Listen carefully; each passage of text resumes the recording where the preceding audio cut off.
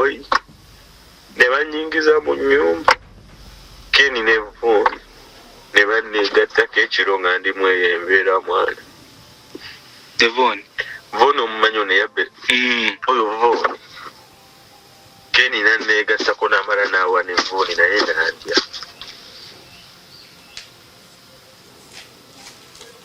ebyo byonna sibimujjukiza nze bwe mbirowoozaako bintu nibuuza oba kikibwana angambye lwamatera omukubira Keni ne munne ono ayogera bamusiyaga ng'azirise bamukakole ne bamusiyaga ng'azirise balwana bwe bafuna obutakkaanya ono ne bamukuba n'agwa n'azirika. Keni ne munne Keni yasookako okusinziira ku ono n'amala n'awa n'oli.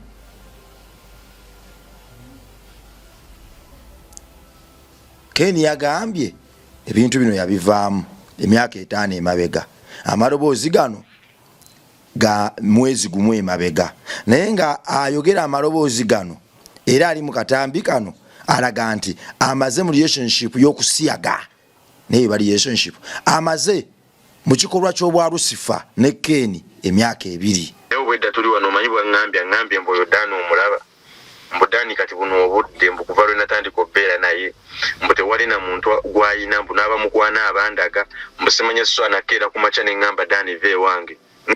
Kakati before Valentine omuvubuka ono asindikidde ono omulala gwali mu kwogera naye message yali amaze ne Keni emyaka 2 era nga Keni alina n'omuntu omulala gwa pepeya naye. Keni yagambye minister nti ebyo yabikola dda ng'akyali muvubuka. Tokitegedde Keni ayinza okuba ali ku planet ndala nga naffe tuli ku planet ndala, ayinza okuba ali ku maazi nga omwezi gumu gubaamu emyaka wajinda 5. Keni ayinza okuba ze zino aliyani ng'era ffenna atufuula bya aliyani olunaku lumu nga lubaamu oba emyezi 2. Ogukuna ne ngamba tamuleka agende ne boy agenze n'atuuka wali ne mpulira nga gwe wayiridde ebbafu y'amaziga bulidde nga nfa ninye baba naye buno mwesibe ku mpaka ddi nesigenda sobola nange kwesiba ku muntu nga tasobola kumanya nti ande kino kye namukola kyamuluma Sheriff kino nkigamba naye nkwegayiridde tokimugamba just kubeeremu gwosigale ng'omanyi okimanye bumanya nti abantu bazibu. Bino byonna anda abyogera akaaba. Tulaba omusajja aweereza musajja munne message ng'ayogera ku mukwano gw'ebikukujju ng'era amunnyonnyola nga bw'ayagala nnyo musajja munne amaziga ne gamuyitamu feelings ne zimumegga n'atandika n'okuyiwa ku maziga. Kintu ekiyinza okunkaabya wano eno Sharifu lwakuba nti siina ssente ndi mwavu naye ngenda kukola nnyo okugamba ekintu ekisinza okunka ngambye Katonda mmanyira lwakuba nti siina ssente. Kakati waliwo abantu ayogera ebintu ti buli musiyazi aba ne ssente. Sofa mu katambi kano tulabira ddala ng'ono ekimujooza Keni lwakuba nti talina ssente mwavu era ne yeewera nti agenda kukola nnyo afune ssente. Kati kitegeeza nti abasiyaga bano kisuukako ku ssente. Abantu bano myoyo gy'abambala okubuzaabuzibwa kw'abambala Lucifer yabambala si ssente.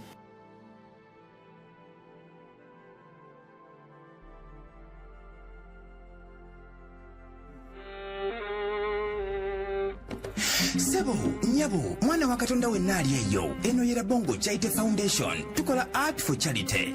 Nga tuyita mu bitone ebyenjawulo omuli okusiiga n'okukuba ebifaananyi, okutonaatona ebisenge ne art. Nga jjayo endabika y'ekifo. Tukwaniriza n'essanyu kasitoma waffe oyagala kugula art waffe oba oyagala gwe mwennyini tukusiige mu bifaananyi. Olina omwagalo awo oyagala kumutonera kirabo nga kuliko ekifaananyi kye. Tutuukirire wano ku Bongo Charity Foundation. Buli lw'otuwagira ng'otuwa omulimu oba ng'otugulako ati waffe mwe tufuna obuyambi obulabirira n'okusomesa abaana abato okuva ku streets ez'enjawulo abataliiko alabirira. Bire ku namba y'essimu noti 7 noti 346 827. Le Bongo Charity Foundation tukola art for charity. Come paint your legacy with us. ku MRive kwetuli amanya bampita Rimasam oba osobola okumpita Mechanic Rabongo weewaawo n'olero Katonda alukesezza naye kisinga okuba ekyettendo nti agenza okubukeesa era ddala ng'akyatuwedde ddala amaanyi agakomawo mu maaso go nate okuweereza. Nze nzikiriza nti byonna bye tutaagala kulaba ffe abalina okubikyusa, ffe abalonde b'omulembe gwaffe, gwe mulende w'omulembe gwo tewali mulala. Ebyo by'omagamaga alondeyo omuntu agenda okusolovinga oluzi olutali ku kyalo kyo, oluguudo olutali lukole, kasasira ajjudde ku kyalo kyo, abakadde abasula enjala, obwana obutasoma, abaana abanywa enjaga ebiragalalagala, abaana abato, obumenyi bw'amateeka obuyitiridde, byakyewusa. Gwe ayina okitandika abasula enjala, otandika kampeni z'okukubiriza bannaffe abayiwa emmere nti bannaye temuyiwa mmere. Bannaffe bangi basula njala, akamera ako kakuŋŋaanyo katwalira abasula enjala. Gwe atunuulira abaana abanywa ebiragalalagala, abayita obwereere, abatalina ngoye ne weetuulako, ekyo no si kya bwa Katonda. Osobola okutandika Rabongo Charity Foundation naawe n'ogitandikawo ku kyalo kyo nga tolina wadde n'ekikumi, kapita asinga bwe bwagazi n'omutima otya. Twatandika enkola ya Village Basket okugamba bannaffe abali mu bikomera ne mayumba ne bunaayira nti bannange temwokya ngoye, temusuula ngoye, temusuula kintu kyonna kikadde. Village Basket campaign eyo yajja nga tubakuŋŋaanyako ebintu ebyo ffe ne tubyongera ne tubigabira bannaffe abalala babyetaaga. Gwe sowanjola bange enkadde, bannaffe bangi bali eyo bagyetaaga. Omufaliso gw'olabanga omukadde gw'otasuulako, bannaffe bangi ate bo basuulana ku bikutiya. Olugoye lulabanga olukadde ku munnaffe omulala lutandika bulamu era lumusobozesa okuyingira mu ofiisi n'asaba omulimu. Bannaffe bangi bayingidde mu bisiyaga ngono Keni byalimu olw'okubanga beebwala bambala bubi tebalina ngoye. Kakati ne bakyawa abakyala, bwana abakyala b'ennaku zino bagirega nnyo. Bwe bakyawa abakyala ne bagamba waayi katugende n'abasajja bo tebaagala bingi ne bogira mu guniigiina gwo. Omusajja asita omuzimu gumwambala ng'akwambika. So osobola otandika Rabongo Charity Foundation mu ngeri eyo nti gwe okuŋŋaanya ebintu byonna ebikadde ku levo zonna n'obyongerayo n'obitwala mu bannaffe ababyetaaga. Olaba bw'otandisa obuweereza obw'ekisa olwo nno ebirala biri kusangayo. Era nyongera okujjukiza nti n'omuzimu omulembe ogw'okuwandiikira abazungu amabaluwa okujja okutuyamba. Ebintu ebyo byadiba. Bannayuganda tuli bagagga ekitenkanika, tusobola okuyamba bannayuganda bannaffe. Nkubiriza abantu abali mu buweereza bw'okuyamba okuba oluyimba olupya, ennanga empya, ettaala empya mu buweereza buno. Tudibize ddala bali ababusookamu. Ebintu by'abannamwandu babirya, ebintu by'abamulekwa babirya, buli kimu kye baba bakitunda. Kakati ffe abamu olwa brands zaffe twandibyebalame tugaa nti nedda tugenda mu kasasiro oyo amannya gajja kufa. Naye ate bonna abyebalama tewali mulala agenda kubitereeza. Kikakata kuggwe kitandikira kuggwe gwalina okutereeza by'otayagala kulaba. Kale gwe mwana wa Katonda ali eyo tuvuddeyo. Byampuna bizzeemu bikyalandira ddala, obujulizi bukyavaayo. Omusajja ono mulimba, omusajja yalimba eggwanga, omusajja nadda ku minisita mulamba n'amulimba nga we yava dda ku kusiyaga era nga batakyasiyaga. Omusajja yadda ku minisita mulamba n'amulimba ow'ekitiibwa Balamu, mwami Balamu Keni yakulimba. Bambega baffe ne bino babitutuusizzaako. Keni ono twagala tupuruvinga eggwanga nti tewali amuwalana lwa views. Eyo eŋŋombo yatandikira mu bagagga babbanga amataka g'abanaku. Bamugambako nga gabampalana lwa ssente zange, bampalana lwa ssente zange, naye ng'ekituufu kiri nkyakolo atulugunya banne. Nejja ne mbana abantu abalina ka following bano buli bw'omugambako bampalana olw'okuba following yange baruma. Gy'oli following eva mu ggulu n'egwa. Mu kawairo ke kamu Keni omumwe abadde yeekukuutiriza akasympathaako bampalana. Abawagizi be batubuuza nti mwe temubikolangako, temukolangako kibi. Kale wulira amaloboozi gano. Njagala oŋŋambe kati wano weŋŋambidde nti by the way happy Valentine zibadde saawa mmeka? Sawa 5.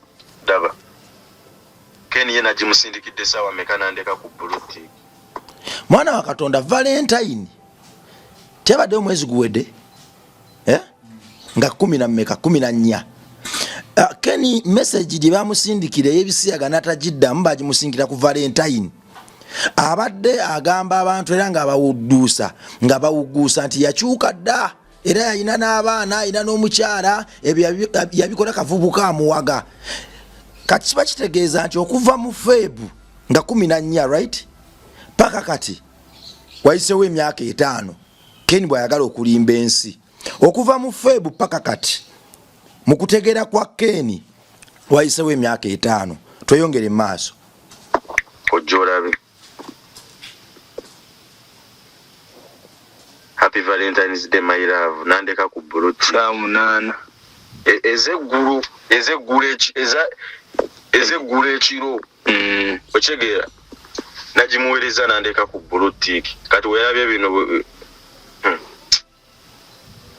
nange Ken ndego soko relaxing ngenda kugera naye Ken tasobola mwana kuntege tasobola manya nti gwe njagala zizino message ozirabye byenjogera ne Rama samugambye ko nawadde happy birthday nagambye bugambika mu posting era nga mwejjako ne mu postinga nangamba bugambi thanks nangamba oli muzibu oshegera emuga kati olowooza njagala sente za Valentine's naye nedda ate Rama neba nange Rama era Rama njobola manze ntumulira Ken nengamba omusajja just kati Ken omanyi ngambye wano angambye yetali ready kubeera side chick tewali buzibu mwana era gumira obulumi naye tewali buzibu Ken agamba yetali ready kuba side chick abasajja aba bayita bachiiki badde bimanyi mbakazi Ken okusinziira ku maloboozi ge tufunye yagamba tali ready kuba side chick kati kyandibanga Ken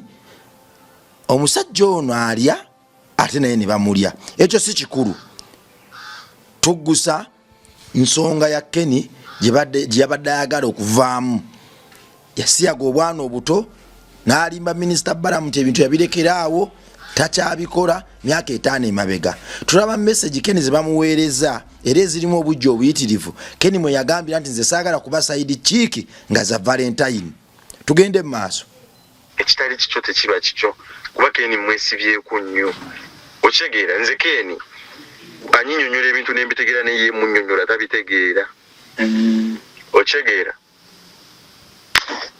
ekyo wamanya munnyonnyola ebintu n'atabitegeera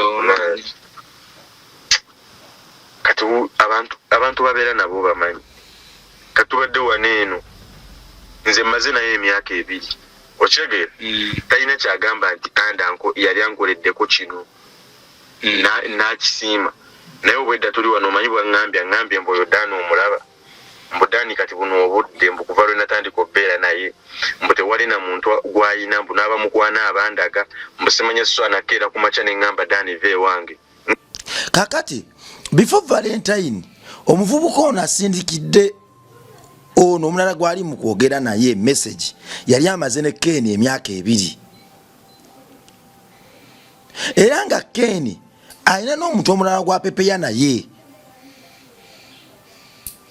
Ken yagambye minisita nti ebyo yabikola dda ng'akyali muvubuka tokitegedde Ken ayinza okuba ali ku planet ndala nga naffe tuli ku planet ndala ayinza okuba ali ku maazi nga omwezi gumu gubamu emyaka wajindaba 5 Ken ayinza okuba ze zino aliyani ng'era ffenna atufula bya aliyani olunaku lumu nga lubaamu oba emyezi 2 tweyongere n'emboozi ya Ken nga sina kyemubuuziza ko nze swa mugamba nze nali gambyeko ekigambo ekibi ku Dani era bo balina bye bamugamba abo ba Raven baani kunze naye nze sina kye nali mugambyeko ekyo ekisiru ku Raven okyegeera nze mbeera open kuba Sharifu si bwenti bwe nali Sharifu njagala ojjukira ekyengera nze nga neyita top okyegeera omuntu kyobola abantu tebasobola kweyagala kyekimu kati ekisooka omuntu oligamba munno nti toli ready kubeera naye abantu bamanyi era kyobola n'ekintu ekisinza okunkaabya wano eno Sharifu lwakuba nti siina ssente ndi mwavu naye ngenda kukola nnyo kyenyiza okukugamba ekintu ekisinza okunka ngambye Katonda mmanyira lwakuba nti siina ssente. Kakati waliwo abantu ayogera ebintu ti buli musiyazi aba ne ssente. So fa mu katambi kano tulabira ddala ng'ono ekimujooza Ken lwakuba nti talina ssente mwavu era ne yeewera nti agenda kukola nnyo afune ssente. Kati kitegeeza nti abasiyaga bano kisuukako ku ssente. Abantu bano myoyo gy'abambala okubuzaabuzibwa kw'abambala Lucifer yabambala si ssente. Ono agambye nti ekimujogeza Ken lwakuba nti talina ssente era ne yeewora n'agamba nti yagenda kukola okufiirawo okulaba nti afuna ssente. Tugende mu maaso. Yayina okitegeera ayina byanyinyonyodde Yesu bye namukola bye namuyisaamu wali nga sinaba mwagala bulungi ekyengera nijjukira wali oyiga wali transforming ebyo webityo nembitegeera nti byamuluma ne mugabe manga nali mbikoze nsonyiwa nayagala n'ofuluma n'okundeka ne mukwata mukutte emirundi ng'esatu ng'ayagala fuluma kundekamu ogwokuna ne ngamba kamuleka agende ne boy agenze n'atuuka wali ne mpulira nga gwe wayiridde ebbafu y'amaziga bulidde nga nfa ninge baba naye buno mwesibe ku mpaka ddi nesigenda sobola nange kwesiba ku muntu ngaye tasobola kumanya nti ande kino kyenamukola kyamuluma Sharifu kino nkigamba naye nkwegayiridde tokimugamba just kubeeremu gwosigale ng'omanyi okimanye bumanya nti abantu bazibu. Bino byonna anda abyogera akaaba.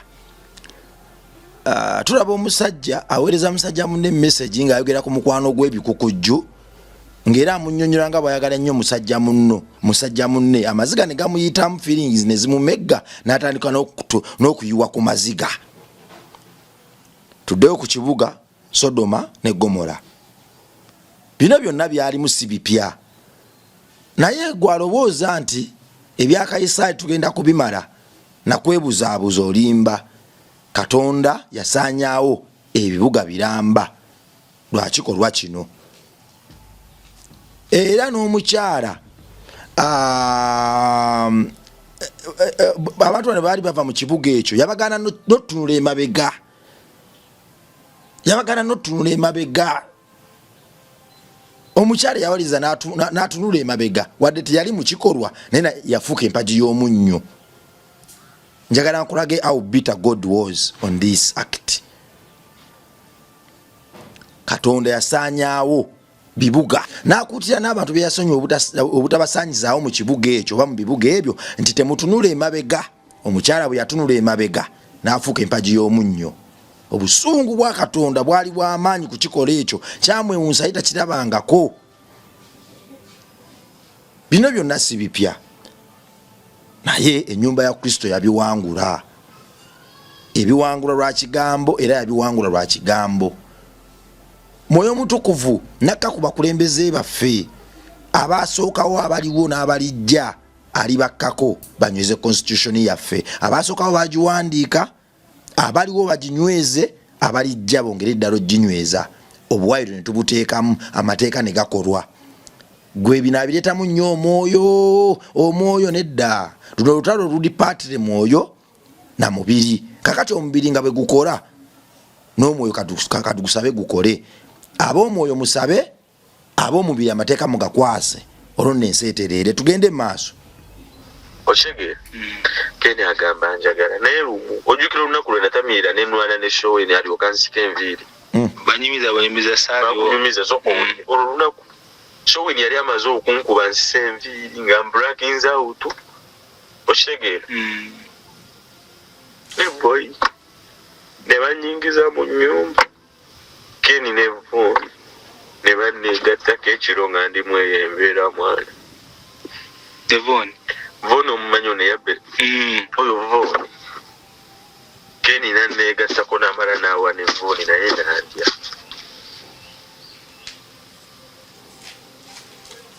Ebyo byonna sibimujjukiza nze bwe mbirowoozaako bino nibuuza oba kikibwala angambye lwamatera omukubira Ken ne munne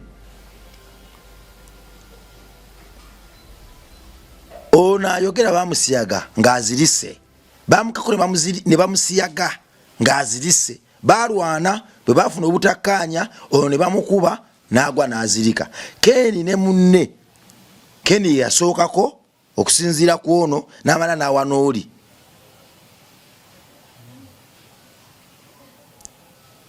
Keni yagambye ebintu bino yabivaamu emyaka 5 emabega, amaloboozi gano ga mwezi gumu emabega, naye nga ayogera amaloboozi gano era ali mu katambi kano alaga nti amaze mu relationship y'okusiyaga naye ba relationship amaze mu kikolwa ky'obwa Lucifer ne Keni emyaka 2. Keni yagambye Honorable Balaam Minister nti nze nava ku bisiyaga era sisiyaga, ndi musajja mukulu, nali nkikola akavubuka mpaga, kakati nina obuvunaanyizibwa, nina n'abaana. Ekyo kyokka okuba nti Keni asobola okugenda mu office fena gye twegomba okutuukamu n'alimba bw'atyo, bannayuganda kibalaga nti ono Keni muyaaye, Keni mulimba, Keni alina okuvunaanibwa. Mwabagamba nti tunoonya views, tunoonya kulipira Keni. Keni tali worth kulipira. Tali worth kulipira. Tali worth kulipira. Bwe tuba tugoba sitaani mu bantu, sitaani tasobola tugamba tumulipira. Sitaani taba worth kulipira. Sitaani aba worth kugobwa. Goba sitaani ave mu njuyo. Tolipira sitaani kubanga agenda kuva naawe mu njuyo. Naye abeera mu malungu mu muliro. Nambifo byenyinyaza. So sitaani tumulipira, sitaani tumugoba bugobi mayumba gaffe. Keni ono bwe yazirika bamukako ne bamusiyaga. Keni naye bino byonna tetulina buzibu nakyo. Ffe twagala tugumize kiri Keni kyagamba nti ebisiyaga yabivaamu. Tetulina buzibu na bisiyaga bya Keni, tulaba wano abantu bamanyi n'okwekaabira besiyaga byabwe. Tuli ku Keni engeri gye yasigamu akaana akato. Yadifiringa akaana akato mu ngeri ey'ebikukujju. Keni yakwata akaana akato n'akayuzaayuza ne kasesema Keni nga bw'akyasiyaga. Kyetuliko ekyo. Naye abadde yeegaana ng'agamba tabikola, kwe kujjayo obutambi buno n'okwongera okiwera ddala time. Keni si yasoose kikola, kale etteeka kalitandikire ku Keni. Mwe temwonoonangako n'okwekwata obulungi kya bwa Katonda. Ffenna tuli boonoonyi, tukuze twonoona, naye n'okwekwata obulungi kya bwa Katonda. Waliwo empisa etali ya wano. Tosobola kumpeyalinga muntu abbye sukaali na muntu asiyaga muntu. Bonna baba boonoonyi. Oli ayonoonye waka n'abba sukaali n'amunyuunira mu mazzi. Ono ayonoonye n'asiyaga muntu munno. Osobola kumpeyalinga. Oyo kati omuntu ajja kungamba ekibi kyonna kisigala kibi mu maaso ga Katonda. Jawo obujega. Jawo obujega. Obujega bwe bukwogeza. Jawo obujega. Tugende mu maaso. Ko video call namulambuze ekyalo biki nenze Roma angambye Roma tero mukubira ko video call namulambuze ekyalo biki nenze Roma tachankubira na zi video call ezo Rama ne Keni bekubira video call ne berambuze ebyalo ki katudemu bano basajja n'abasajja bekubira video call okusinzira mu katambi kano ne berambuze ekyalo kyaro ki. Keni yakyuka mukakasa Keni bana Uganda musaagirira katuddeyo ko katini kano kanyumidde angambye Roma tero mukubira ko video call namulambuze ekyalo biki nenze Roma tachankubira na zi video call ezo naye kitegedde nti lino omuntu gwenjagala juzi nasitula Keni ne mutwale waka ku nyumba za Roma nali sinakigamba namusitula ne mutwala yunga ne Miki gyali ate Mika n'olugambo ate Mika lwakuba nti Miki ye yali akimanyi nti njagala Keni nabo beekolako olugambo ng'era abakazi bwe baba olwo Miki bagambye Miki alina olugambo. Kitegeeza abantu bano bambalira ddala ogwoyo gwa Lucifer. nalinga mwogirako era Miki yangambye ekintu eki nangamba ze so agamba Roma nenze nakimanya Keni wali omwagala okitegeera kina muntu gwe nali njagaddeko nga Keni abantu bali babiri be nali njagaddeko nengamba bano bombaagala ye Keni so amunnyonnyola Roma laavu teyina weyinza kuva era Roma ekiyinza omunjagaza sente kankyogere bweti nakunkolera bintu byenjagala kuba lwama byabikoze era kati awulira n'okuwa ndowooza yakooye bamanyi n'okwekuula ono bannange oteeka muntu kati nesimu kiwa nti agenda jimpu oteeka muntu eno alina abalala ba kakati gwe mwana wa Katonda tewali kintu kitabudde eggwanga lyaffe nga iPhone apartment na mmotoka bintu bisatu birese obuzibu wano mu Uganda. iPhone simanyi muntu yaleeta iPhone mu ggwanga lyaffe simanyi iPhone yafuuka iPhone yangulidde iPhone yampangisiza simanyi apartment nangulira n'emmotoka awo nga gujja bagira ekisiyaga nga kitambula oli bamusiyaga paka bwazirika bwadde engulu bwati nalaba ku iPhone ye nga ddamu embavu nga ddamu ateekawo oli bamusiyaga paka bwazirika bwadde waggulu bwati nalaba ku iPhone ye ng'ekyaliwo nga ddamu ateekawo agambawo sikakufiirwa iPhone yange kakati simanyi iPhone simanyi kintu kikiri mu iPhone neze sibyawula kubanga nze nkwata essimu yange eno nze ndaba byenjagala ebinkolera David iPhone ye ekola kyanjawulo yanjawulo nnyo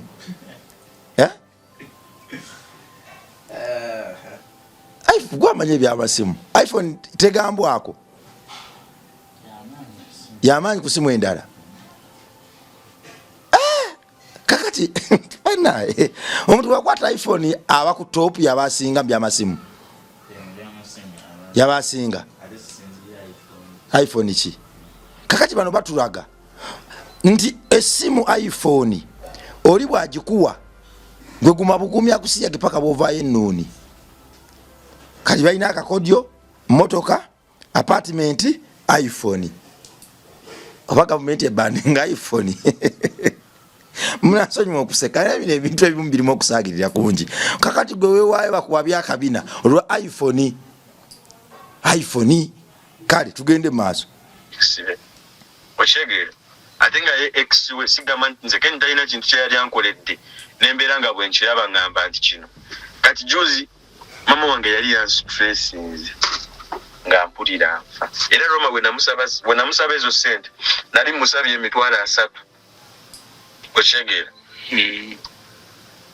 yali yasooka kuba nga agaana ng'amanyi nze azaagala oziteeka mbye ng'amanyi oba njagala kyusa simu oba biki nangamba mpe enamba ya mama wunzi muteereko kukoza ensobodde ne muwe enamba namuteerako $200 2 okyegera abantu benzizenga mbeera nabo kentayagala bimunyumiza naye kimera omumanyi Derek Showen ye mujulizi ne Derek Jesper obuli nagenda ewa kimera nensulayo leero nenkya nga tannaba kwebaka nange nangulira essimu iPhone okiraba owulire kyegambye ono yagenda ewa kimera n'asulayo leero nenkya nga kimera yatannaba kumusiyaga n'amugulira essimu ya iPhone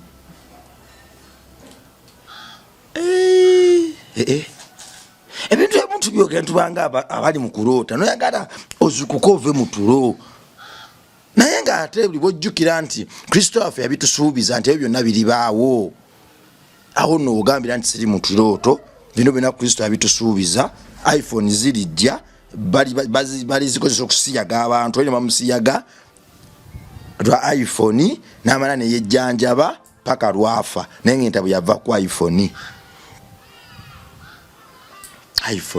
erimu ki iPhone n'amugulira iPhone nga tannaba kumusiyaga tannaba kwebaka naye kifubuka kino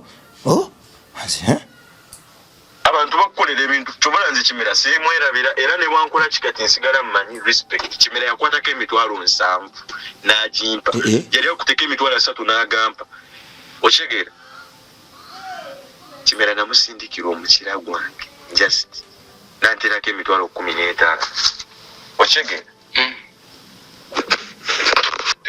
omwana wa Katonda tuddewo wano abantu bakukolera ebintu kyobala nze kimera omumanyi Derek tudde wano Showen ye mujulizi ne Derek Jesper obuli nagenda ewa kimera nensulayo leero nenkya nga tannaba kwebaka nange bangulira essimu iPhone okiraba abantu bakolera ebintu kyobola nze Kimera simwerabira era ne wankola kikati nsigala mmanyi respect. Kimera yakwatako emitwalo 7 n'agimpa yali akuteka emitwalo 3 n'agampa okitegeera.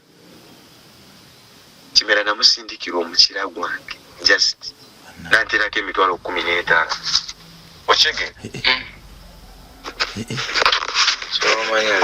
Waliwo abantu abakolera ebintu nze kene bwata banange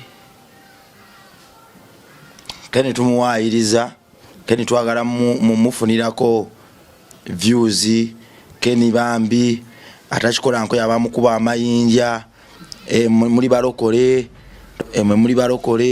lwaki mubikumamu omuliro kati n'olutalo simanyi olw'omwoyo bamalawo na mwoyo amawulire tegajja lusobola muyine ennugu muyine ensaalwa wingi baluma ebintu bingi byogerwa naye ndowooza ke kaseera tuzuukuke ebyensi bino ebitwemazaamu baana bakatonda bya bulimba musobola okubuzaabuza olwokuba temunambula balwadde temugendako ku bafu temuziika naye bwe mutandika ofuna obuvunaanyizibwa obuziikako obulambula ku balwadde obujjanjaba ku balwadde mujja kitegeera ti bino byonna ebyensi ebitumanamu bya bulimba. Abagagga bangi nnyo essaawa zino bali mu coffin amayumba bagalesa amamotoka mu lujja gafuusa amamotoka ama TV simanya makalina byonna babirese bagenze nga bwe bajja okutunda omwoyo gwaffe olw'ebintu byensi nga tugenda bireka kuno si kituufu baana ba Katonda nga bwe tukyakolerera emibiri tulowooze nnyo ne mu ggulu gye tulaga ne mu nsi gye tulagamu.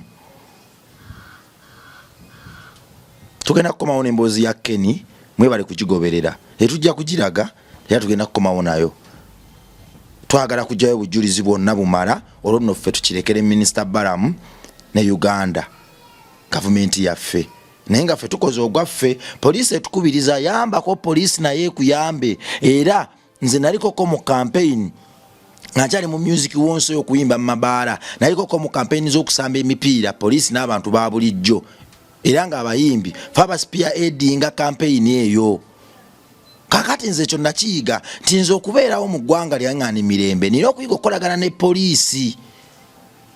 Kakati wano tuli mu kukolagana na poliisi tugezaako teekawo ntegeka na nkolagana poliisi tugiyambeko okubatooki mu bintu ebimu olwo naye yanguyiwe abapoliisi baganda baffe bantu nga ffe bava ku bitundu byebimu gye tuva bafa tusaba nabo tuba nabo mu bifo ebisanyukirwamu mu bifo ebiwummulirwamu n'ebirala si bamalayika wadde nga baba bakugu mu bintu ebimu naye ate tuli mu nsi eyajjula abakugu tigwe omukugu mu kintu ekimu nawe osobola okuyambako poliisi okujanguyiza omulimu. First of all obulimba obuli mwene emboozi bwe bwandisoose okutula obusungu bwa Minisita Balamu omusajja akikola emyaka 5 emabega omusajja wuno asindise voice gundi obutambi nga Kenny yamusindikira voice za Valentine Kenny nga ali mu bbowe pitirivu n'ataziddamu naye nga asindikidde Kenny video za Valentine amaze ne Kenny emyaka 2 mu kikola kya Lucifer. Kenny yasiyaga obwana obuto kyetuliko bali abakulu bonna be bamanyi basajja bakulu be bamanyi fe tudde wano ku bwana obuto omuze guno nga gutabalira mu bantu abakulu tugutangira okujja mu baana abato kwaye gusala ne gujja mu baana abato ng'ebiragaragara we byakola obubbi we bwakola n'ebirala tujja sigaza ggwanga.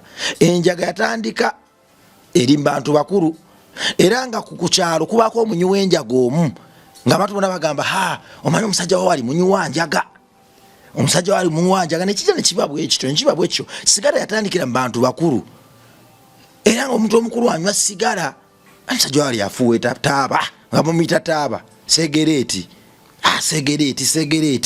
nga kiri mu bantu bakulu munnaye bwe twamanyiza abantu abakulu amaaso abantu abakulu batandikanga okutumanga abantu abaana abato taaba segereti ku dduuka ne batandika okifula nomu ne batandika okutuma abaana abato bazingira enjaga abaana batandika okunywa enjaga olw'ekyo enjaga bwe yayingira mu baana abato naye atandikira mu bantu bakulu era ng'omusajja omukulu anywa enjaga ku kyalo aba amanyikiddwa omusajja wa wali muyaga omusajja yafuwanga segereeti ku kyalo yali amanyikiddwa nti omwami waali afuwa segereeti naye bwe twakimanyiza amaaso ne tugayaala omuze gwayingira mu baana nga enjagala bwe yayingira mu baana nga segereeti bwe yayingira mu baana n'ebisiyaga bisobola okuddala okuyingira mu baana obutavaamu singa tugayaala tugenda kukoma okulatuna n'ensi yaffe mweraba